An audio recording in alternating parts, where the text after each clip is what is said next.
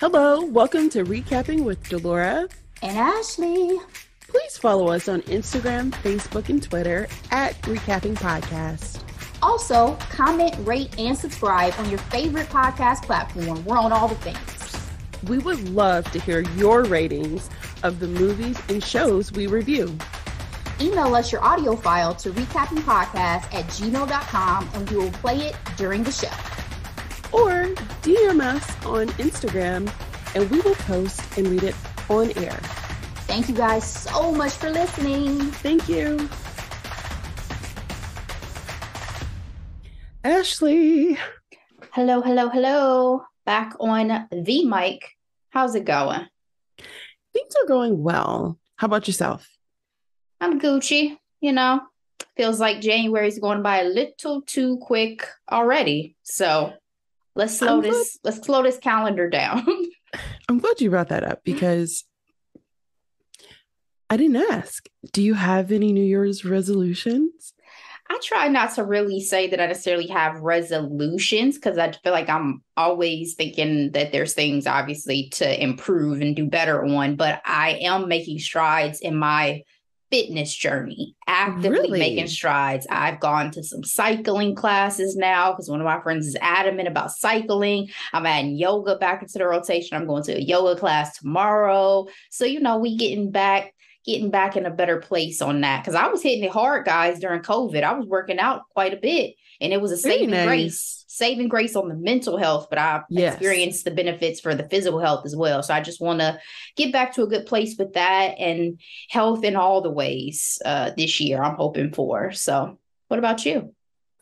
First of all, let me comment on a couple of things. One, when it comes to cycling, my ass could never. I've done it multiple times. Those shit, they are not comfortable, them seats. Worse than childbirth. I'm joking. Two, I see you out here with the braids. Yeah. Also, a sign of a Black woman doing her thing in the gym. Okay. There we go. and I'm going from one set about to get a whole nother. So that's how y'all know I'm trying to keep this thing together. No breaks. We got to go right back into a protective style, baby. So for me, I'm not doing resolutions. There is one thing I definitely want to do this year that I'll tell you about once I actually get the ball rolling. Okay. My first appointment is on Saturday and I will keep you and Recap Nation updated. Okay. Okay. Ooh la la. I decided to embrace this year with a word. And my word for 2023, and again, the idea is that it'll be my touchstone when making decisions about, everyday life or what have you. My word is adventure. All right. I got to the point where, I was at home with my child. The pandemic happened. I went back into the workforce. That was a hurricane. I got a chance to switch lanes and it has been a blessing, but I'm trying to figure out this word called balance.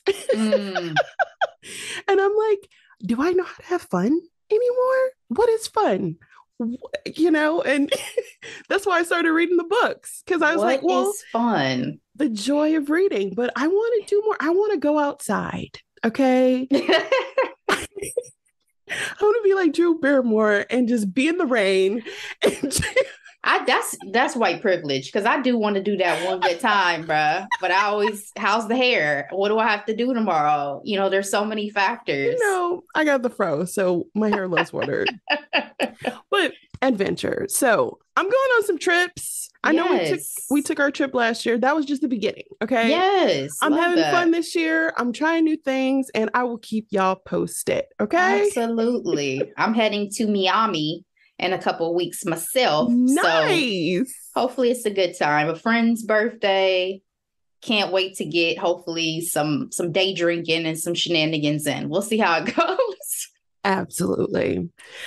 Speaking of shenanigans, let's go ahead and get into our quick headlines for the day. All right. I'm looking at ET, Entertainment Tonight. Lisa Rinna exits Real Housewives of Beverly Hills after 8 seasons.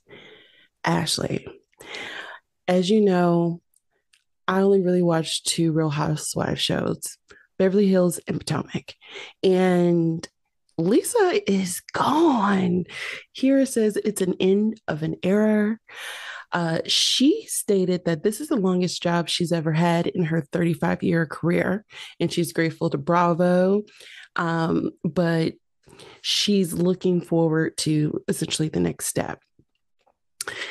The fact that they're saying that she, quote unquote, is exiting the series makes me feel like she got fired. And I'll tell you why. One, this last season with her and Kathy Hilton was intense. Apparently, there was something that happened on a ski trip, Aspen, because rich people. And there was like apparently a confrontation that wasn't on video, but Rena claimed that she had receipts.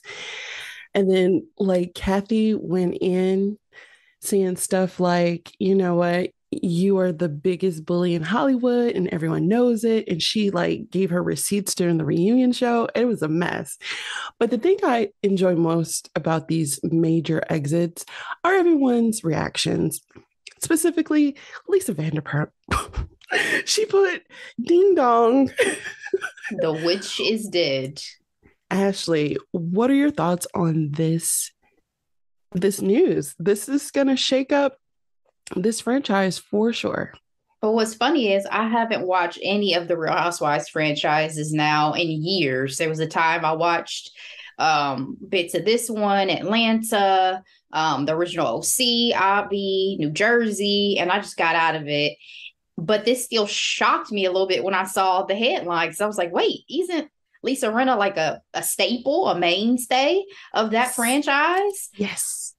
The whole conversation that you just mentioned from the reunion of being the biggest bully in Hollywood sounds very extreme, though. Like none of y'all is a mess, but yeah, none of y'all are that caliber that you would be considered the biggest bully in Hollywood. But okay, but yeah, I mean, Lisa Vanderpump was one of my favorites, as messy as all of that ended up being because of the subsequent spinoff she had. Because I watched Vanderpump Rules and a lot of those over the years as well. Mm-hmm. So I knew that crew. And so, you know, Lisa Vanderpump, I remember that really being a big deal to me when she left. But, you know, I guess with all of these franchises, it ebbs and flows, right? But once Kyle leaves, I'll be really shocked. That will be the exit. That will be the most shocking. And honestly, there was more rumors heading up to this last season about Kyle more than anyone, really. I also like to state that Lisa lost her mom, and they're saying that, you know, it's a hard time. She's in a lot of pain, and this break is necessary for her. Yeah, because who always wants to go through all of that and then add like the drama of the cast and half these people you probably don't actually like or would never associate with, if not the manufactured drama and all. Yeah. Exactly. Yeah, I'm sorry to hear about Lisa's mom though, but I was just watching too. Kyle's husband and daughters have their real estate show now, so I watched that as well. So like all these extensions of these universes of these ladies is another thing that kind of keeps you involved with them, because you're like, oh, I'll be forgetting about your husband and then your family and all of that. So yeah, Kyle will be the big shocker for me if she ever decides to exit. Yeah. And also from this franchise, Diana Jenkins, who was only on the show for one season, announced that she's leaving as well. She was the heiress by marriage. So, all right. So let's go ahead and get into our second quick headline. On Essence.com, they have this beautiful write-up, and it's also a video interview between the great Sheryl Lee Ralph and Jackée Harry, talking about their time in Hollywood and their Emmy wins that essentially ties them together. The name of this particular article is called Supporting a Queen. So it states that Jackée Harry was the first African American woman to receive a Primetime Emmy for Outstanding Supporting Actress in a Comedy Series in September 20th, 1987, for her role in 227. 35 years later, Sheryl Lee Ralph won the same prize, September 12th, 2022. This conversation was beautiful. They talked a lot about Cheryl's career and how essentially they were all on the come up together, right? They talked about their mentors. Of course, they talked about Dreamgirls, where Miss Ralph got her Tony nomination. They talked about being snubbed by the movie when it was adapted. And they talked about ego. Ashley, one, did you get a chance to see the video or read the article? What were some takeaways for you? I didn't get a chance to read the article or see the video in full, but I did catch some of the glimpses and clips. I guess appreciate that at this point they're bringing them together to talk about the historical moment that they're now sharing as being the first and the second Black women to receive this honor, and Jackée kind of giving Cheryl her flowers, coming behind her in this capacity, but also keeping it 100% with that ego check conversation.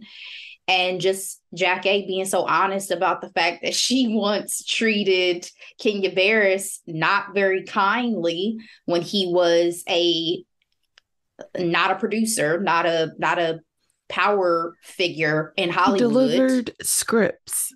And just obviously the way that can come back on you when those folks are in the decision-making chairs and positions. And I think it was very much a humbling conversation that I hope people take to heart who are in similar situations. So I appreciated the candor for sure. And they both looked beautiful in the interview. So beautiful. What I love about this conversation, especially with Cheryl, she talked about her intention for her career, how she was extremely intentional on essentially holding the microphone and being that role model for her children, for her community, and the persistence. She has been doing the work for many, many years. There were a lot of success, but then there were a lot of things that had a lot of promise but didn't go through. And I just appreciated the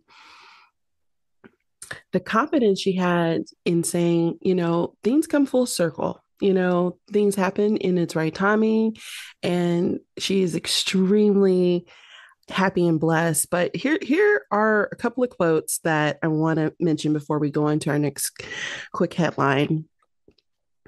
Cheryl talked about having been mentored by the actress Virginia Capers. She won the Tony for A Raisin in the Sun. She said that she met her when she was extremely young, like 18 years old, getting started in the business. And she had this quote that I put in my notes as gold. It says, "Be as kind as you can for as long as you can to as many people as you can, because the same ass you kick today, you may have to kiss tomorrow." I'm going to let that marinate.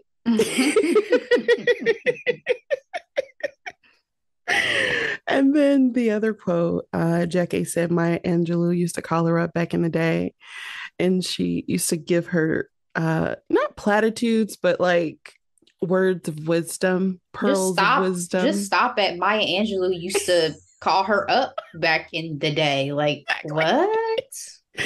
She said, it takes courage to be successful. And so highly, highly recommend this conversation. Again, all the juicy tidbits are available on the Shade Room and the Jasmine brand, but I thought it would be fun to talk about today. Let's go ahead and talk about something else that's, I don't know how fun it is, but I'm looking at this website called Cinema Blend. Morris Chestnut gets real about fans always confusing him with Tyrese over Fast and Furious role. So, The Best Man, the final chapters are available on Peacock. It's doing extremely well. It says that it's making streaming history for the platform, ranking number 5 on the Nelson's top 10 streaming originals. So shout out Black folks. No, Absolutely. Who's not bankable? Okay. we want our stories. But he was on the Jennifer Hudson show, also got renewed for a second season. Shout out to her. And he said that he's been confused by fans on other bald Black men in Hollywood. Ashley, who are these people? I'm guessing non-Black folk. Here's the list: Tyrese, Taye Diggs, and freaking Charlemagne the God. I'll give you Taye Diggs. That's probably the only one I'll give you because there is a relationship of projects that they've shared, right? There's a relationship of the circle in which they roll in a lot of their projects, right? But Charlemagne the God is disrespectful. Yo, I screamed. I screamed at the TV when I saw that mess. I was like, the lies, the lies. The reason why I say too, it has to be non-Black folks, because let me tell you something. I'm sure some of y'all can really relate to this. I've had coworkers who in the same breath tell me that I remind them of both Kerry Washington and Gabrielle Union. Okay? Ashley. How? I worked at a place one time and I was like the only Black woman in the professional setting, like the offices. And there was a new HR person. And there was this engineer in particular who I have seen through the halls many years before this lady arrived. And she got hired in, and he walked up to me and he was like, "I'm so happy you joined our organization." I was like, "George, I've been here for 3 years." Me and this woman look nothing alike. The only thing we had in common was that we were brown. I wish y'all could see my face. Oh my gosh.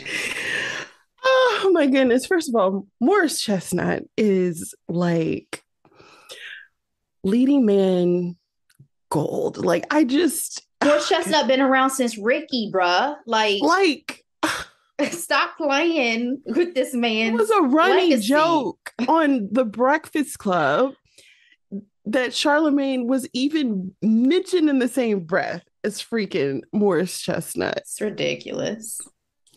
Again, I'll give you Taye Diggs. That's the only one I'll give you of that list. He said bald-headed Black men with goatee. I mean, that's... And you got all these other celebrities walking around with the same face. Yo. Y'all want to play these games. Those lists of like celebs who look alike, sometimes it's so shocking. It's like when you see people side by side. So the one girl from Sex Education and Margot Robbie. Girl. And she gets so upset. I'm like, first of all, who does not want to be compared to Margot Robbie? Exactly. They're both beautiful, but like, yeah, they are the same person. Who else was it? Zooey Deschanel and Katy Perry. Mm-hmm. Yep, that's a good one. And there's one for the men. I don't know. There's multiple. I've seen lists, and every time I'm like, damn, they do look just alike. It's creepy. But you know, they say, like, I think I read something recently, there's obviously only so many ways to make up a face, like that a face can look genetically. So obviously there's going to be redundancies. You know what I'm saying? There's only so many ways to scramble. So scramble those eggs. Let's hop into our final quick headline of the day. Happy news. I'm looking at ESPN. Naomi Osaka announces pregnancy, indicates she won't play in 2023. The four-time major champion, former world's number one, Naomi Osaka, announced that she is pregnant. She's having a baby with her boyfriend, Cordy. I actually don't know his music. Do you know his music? Not at all. I'm like, are I we? guess we showing our age. I was gonna say, are we that old? I was just about to ask you. I don't know that youngster. She recently withdrew from the Australian Open and pretty much was like, they didn't really give us an answer on why she withdrew. And today she gave us one. She's hoping to be back I'm assuming the following year, but yeah. She had in her post, I'll see you guys in the start of the next one because I'll be at the Australian Open 2024. So congratulations. How cute is that? Very She's cute. gonna be adorable. How old is Naomi? She is 25 years old and she's been with the rapper since 2019.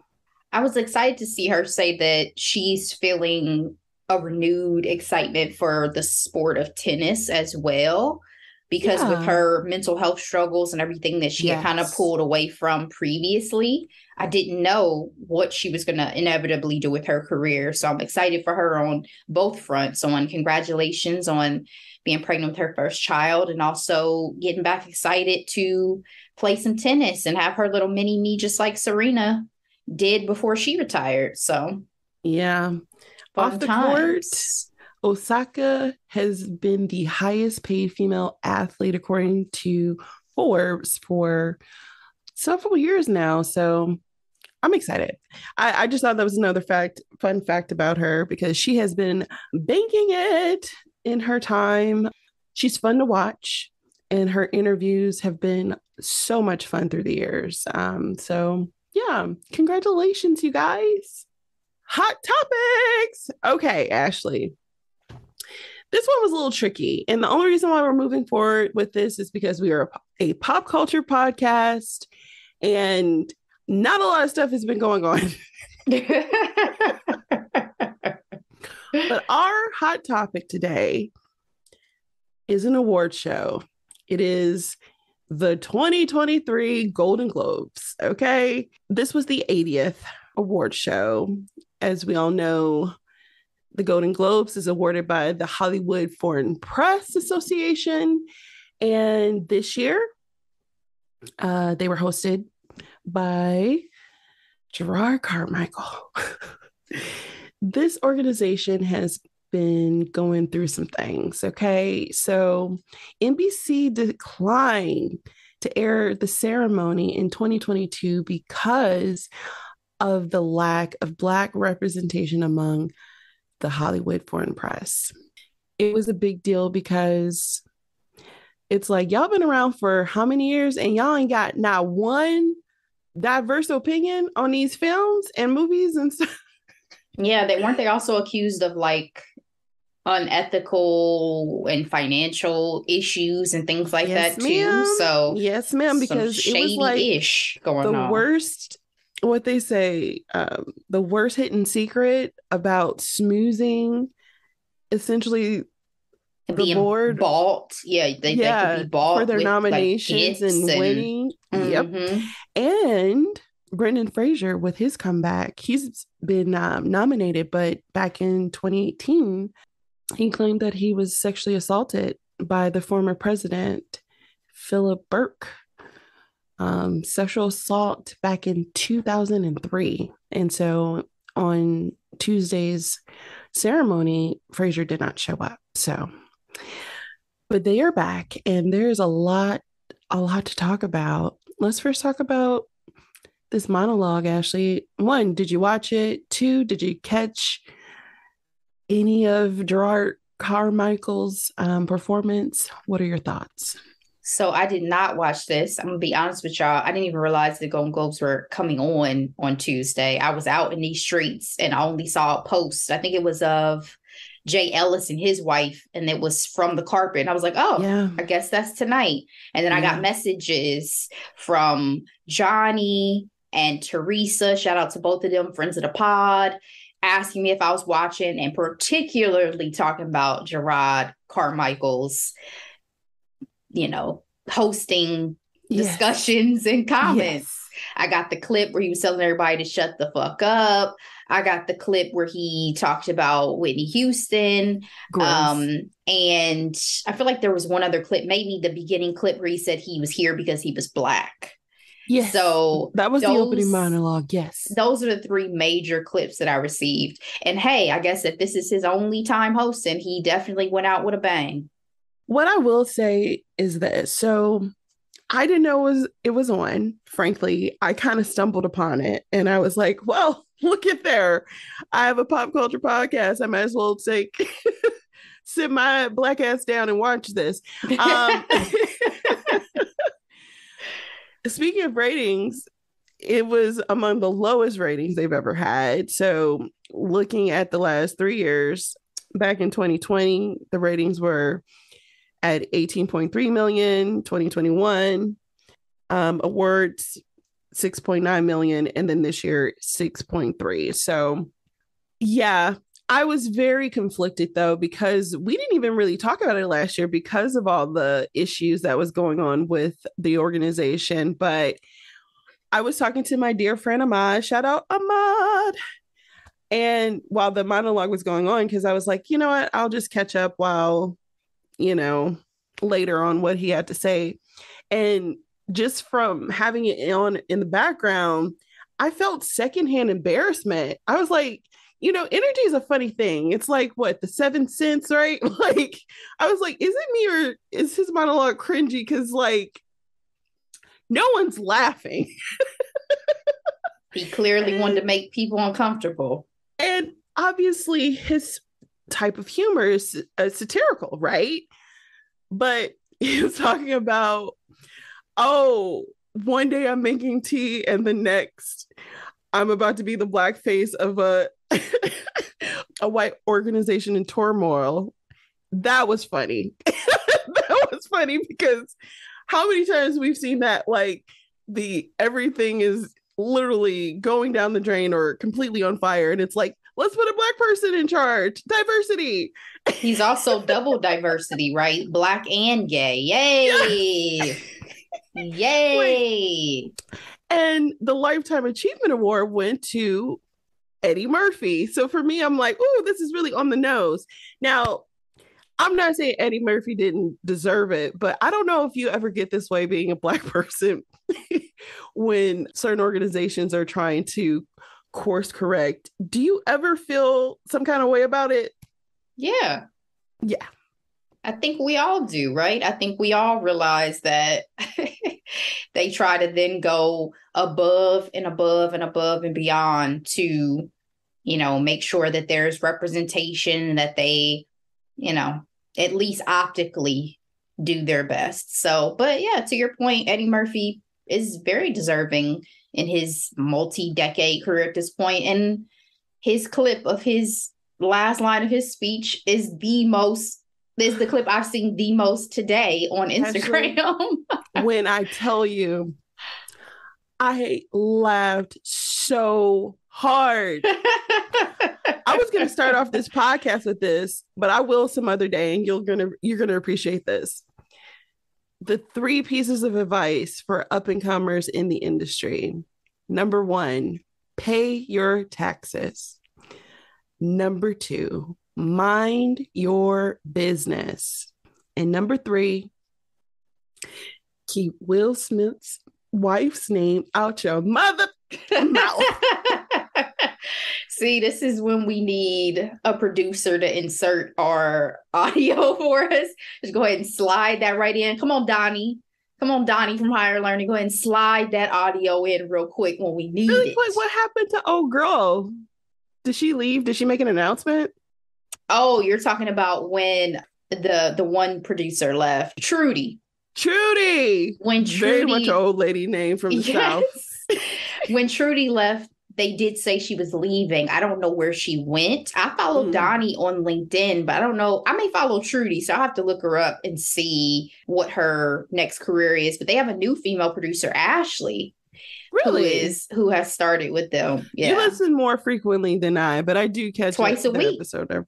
Every episode. I listen to a lot of their episodes twice. So Oh yeah. my goodness, Ashley. Mm-hmm. Okay. I love Fun. it. So yeah, that Eddie Murphy clip, love him for that. Anything else that stuck out to you? I mean, obviously we had some wonderful moments when it came to people actually winning categories. The standouts, best television series, comedy or musical. Abbott Elementary. Yeah, baby. Best drama. House of Dragons. Them dragons. I was actually surprised they didn't win more. Why is Amanda Seyfried up for the Dropout still? Well, why was Wednesday nominated? It just came out. But so was Avatar. Like that was always my second point too. That's always my thing is like, why is something as old now in my mind? Because Amanda Seyfried was in the award cycle last year for the Dropout. Yes. And speaking of Wednesday, I was like, should they have just waited? But then it would have been old, by the time. Yeah, it would have been old, but maybe it's gonna come again next year. Because again, some of these windows, it's like, so if we can still navigate between the two, then we can go up 2 years in a row. I don't know. It felt off to me, but I was excited for Abbott. I was excited for Jennifer Coolidge. I was excited for The White Lotus. Yes. Angela Bassett, obviously. Marvel's first win. I was like, yes, and she deserved it. Absolutely. Have I not given enough? Have I not given everything? Oh my God. Angela Bassett is an icon. Yes. So yeah, I was happy, Tyler winning for Abbott. I was so happy to see some of these awards. I wish that Donald Glover had won. I did really like The Bear, but I do wish Donald had won for the last season of Atlanta. So I remember when he won his first Golden Globe, he introduced white people to the Migos with Bad and Bougie. I also wish Ivy that Rihanna and the Lift Me Up had won for best song. That was disappointing. Y'all had Rihanna come out just like y'all did Beyonce, and she did a Beyonce though. She didn't, she slipped in with her glamorous ass dress, sitting at the table like Rihanna's just not sitting there. Exactly. And then last but not least, the wins for Everything Everywhere All at Once. Michelle Yeoh. Woo! And her co-star, yes, who made me cry in his post interview about Steven Spielberg. Yes. Like, I teared up. Same. So emotional, but that movie was so good, y'all. That was on my list of top films. I've been wanting to watch it, and it's not on any streaming services. I saw it in theater, so I don't know where it lives currently, but it has to be somewhere, even if it's like on demand. You have to pay for it. It's worth it. It was so good. So good. Him. All right. Let's talk about this red carpet, Ashley. Oh, before we do that, I want to highlight the fact that Quinta, in her acceptance speeches, spoke about her ownership. Like, in corporate America, they always say women are notorious for saying the team. And it's like, own your shit. Quinta own that shit. She's like, my show, my script. Very generous though, obviously, with her love and support when it comes to her other producers and of course the cast. But I was like, yes. Well, she said in that Oprah interview, yes, she does not suffer from imposter syndrome. So listen, get up there and stand 10 toes down, baby. Do your thing. I thought you were going to talk about the break of, well, hey, Brad Pitt, because if Brad Pitt's staring you eye to eye when you on that stage, what else you going to do? I've only been starstruck once in my life, and that's when I made eye contact with Michelle Obama. And it was one of those things where she's like, hi. And I was like,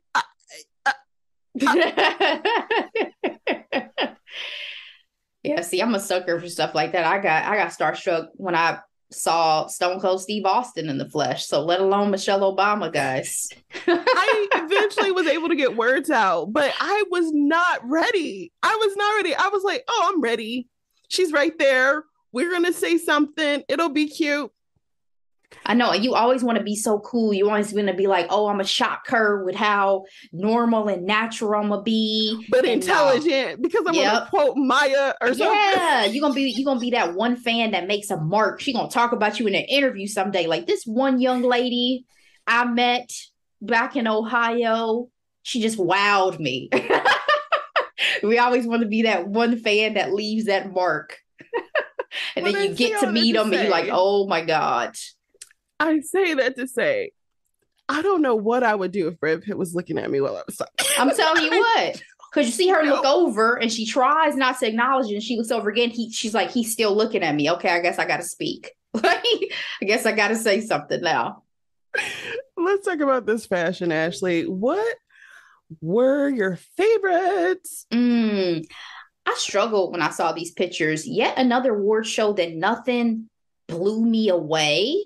Like nothing was just like, oh my God, that's the one. But everyone looked lovely. My tops that I had just jotted down were Angela Bassett.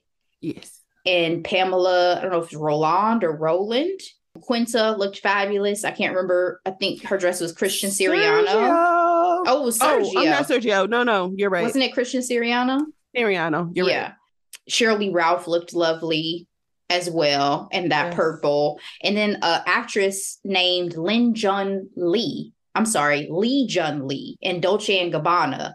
She wore this silver strapless, just very beautiful gown. And I was just like, girl, you may be on my top tier best dress list because I would wear this. And I think you look fabulous in this. So I also thought the guys had some very eclectic and interesting and daring choices on the red carpet for the Golden Globes. I agree. My favorite guy, Andrew Garfield, we talked about him before. He's in his hottie era right now, and I'm here for it. I love that color, frankly. Michelle Yeoh in Armani, I love that dress on her. I love the color. I love, she's so, she's a dancer originally, so she's just effortlessly chic. Margot Robbie in Chanel, I thought she was cute in that. Jessica Chastain and Oscar de la Renta, I thought was very, very nice. I appreciated the boldness in Rihanna's dress. And I really enjoyed Jennifer Hudson's dress in that gold. She was the first presenter of the night. Oh, yeah. She kind of like a statue a little bit. Yeah. Like and I was like, ooh, she looks good. And I loved that she was in all gold and she was able to award Angela Bassett and she was in all that silver. It was aesthetically beautiful. And then of course I love Quinta in her pictures that she posted on social media. She looked like a doll. Doll. I loved it. I'm like, yes, sis, serve. You are in your boss bitch moment, era. All right. Any other thoughts on the night? And also the fact that it was on a Tuesday night and the marketing was crap, by the way. So random. So it felt like the SAGs. No, just like, because sometimes the SAGs fall on a weird night too, in my personal opinion. I don't ever get a chance to catch the SAGs live, I feel like. I don't know if I do either, but I feel like NBC was like, we're going to bring you back, but we're going to give you a shitty time slot until we deem otherwise. Yeah. So, yeah, it's just creeped under the radar this year, maybe for the best. I appreciate that they gave MJ Rodriguez her moment at the actual award show since she wasn't able to have it the previous year with it not being televised. I thought that was lovely. And again, I just appreciate, some folks whose work that I really admired getting recognized, because oftentimes with the big award shows, there are snubs and there are folks that you're just like, man, this is really their year. They really should have gotten some love. So Yeah. across the board, I was fairly happy with the way that the winners list looked when I took a look at it there after the fact. So Yeah. nice Really job. Really quick, the last thing I'm going to say is I was surprised by the actors who weren't there, who won big categories. So we're talking Kate Blanchett, Zendaya, and Kevin Costner. They were not boycotting it, but they weren't there because I know Zendaya's somewhere in the desert somewhere. Yeah, I think she's working on Dune. Yeah. Yeah. But that's not really normal, right? When it comes to like the not for Golden the Globes. big, not for the biggies. Usually they clear their schedule, but just goes to show that again, they were hurt by the shenanigans. So yes, they were. So on to greener pastures. Ashley, what are we recapping for next week? Oh my gosh, guys, the time has come to recap a fave from 2022, and that is Wednesday, the 8-episode series currently on Netflix. I believe it is currently sitting now at number 5, but it reigned supreme at number 1 for weeks. And I cannot wait. You made history. Cannot wait to dive into the series with you guys. So stay tuned for that next week. Yes. Bye.